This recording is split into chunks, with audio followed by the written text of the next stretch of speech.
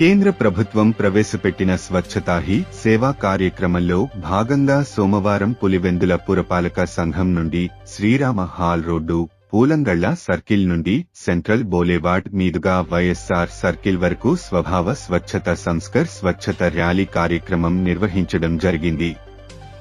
ఈ కార్యక్రమంలో పులివెందుల టీడీపీ నియోజకవర్గ incharge Mareddy Ravindranath Reddy, BTech Ravi, MLC Bhumireddy Ramgopal Reddy, BJP జిల్లా అధ్యక్షుడు Vangala Sashibhushan Reddy, municipal chairman Varaprasad, commissioner Ramudu పాఠశాల విద్యార్థులు పాల్గొన్నారు. ఈ సందర్భంగా వారు మాట్లాడుతూ ప్రతి ఒక్కరూ విధిగా ఒక మొక్కను నాటి పర్యావరణ పరిరక్షణకు అందరూ పాటుపడాలని, పరిసరాల పరిశుభ్రతతో పాటు ప్లాస్టిక్ ను నిర్మూలించాలని పిలుపునిచ్చారు. స్వచ్ఛహాతి సర్వేక్షణలో భాగంగా ఈరోజు దేశవ్యాప్తంగా పర్యావరణ పరిశుభ్రత, అదేవిధంగా గ్రామాలను పట్టణాలను ఏ విధంగా శుభ్రంగా పెట్టుకోవాలి, అదేవిధంగా వ్యక్తిగత పరిశుభ్రతపైన అవగాహన ప్రజలకు చైతన్యవంతం కల్పించడానికి ఈరోజు దేశవ్యాప్తంగా ఈ కార్యక్రమాలు జరగడం జరుగుతుంది. ఈరోజు పులివెందులలో కూడా వేలాది మంది విద్యార్థులతో ప్రజలలో పులివెందుల నియోజకవర్గ ప్రజానీకంలో చైతన్యం తీసుకొని రావడానికి, స్వచ్ఛతపైన అవగాహన కల్పించడానికి ఈ ర్యాలీ చేపట్టడం జరిగింది.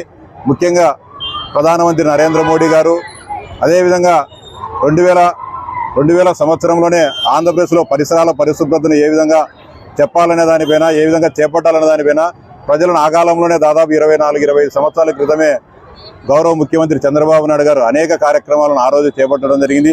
దానికి కొనసాగింపుగానే ఆయన చూపిన మార్గంలోనే ఈరోజు దేశవ్యాప్తంగా కూడా అన్ని రాష్ట్రాలు, భారతదేశ ప్రభుత్వం కూడా ఈరోజు కార్యక్రమాలు చేపట్టడం జరుగుతుంది. ప్రధానమంత్రి నరేంద్ర మోడీ గారి జన్మదినం అయిన సెప్టెంబర్ 17వ తారీఖు నుంచి మహాత్మా గాంధీ గారి జయంతి అయిన అక్టోబర్ 2వ తారీఖు వరకు ఈ కార్యక్రమాలు చేపట్టడం జరుగుతుంది. ముఖ్యంగా పర్యావరణ విధ్వంసం జరగడంతో ఈరోజు భారతదేశంలో కానీ ప్రపంచవ్యాప్తంగా కానీ కరువులు, విపరీతమైన వరదలు, భూకంపాలు రావడం జరుగుతోంది. విపరీతంగా పర్యావరణ దెబ్బతినడంతో, అడవులను నరికివేయడంతో ఉత్తర భారతదేశంలోని డెహ్రాడూన్లో కానీ ఉత్తరాఖండ్ ప్రాంతంలో గత 3-4 సంవత్సరాల క్రితం ఎంత జల ప్రళయం వచ్చిందో మనం చూసాం. అదేవిధంగా విపరీతమైన కాంక్రీట్ దెంగలు రావడము, అదేవిధంగా వంకలు, వాగులను ఇవన్నీ కూడా దెబ్బతీయడంతో మొన్నటికి మొన్న విజయవాడ పట్టణం ఏ విధంగా అతలాకుతలమైందో, ఎన్ని లక్షల మంది నిరాశ్రయులయ్యారో మనమంతా చూసాం.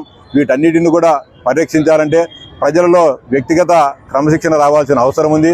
మనం కూడా విపరీతంగా ప్లాస్టిక్ వాడకాన్ని తగ్గించుకోవాలి, చెట్లను పెంచాలి, అదేవిధంగా వాగులను, వంకలను, నదులను పరిరక్షించాలి, అడవులను కూడా పరిరక్షించుకోవాలి. ఇవన్నీ కూడా ప్రభుత్వాలు లేకపోతే ఏ సంస్థలో చేసేది కాదు.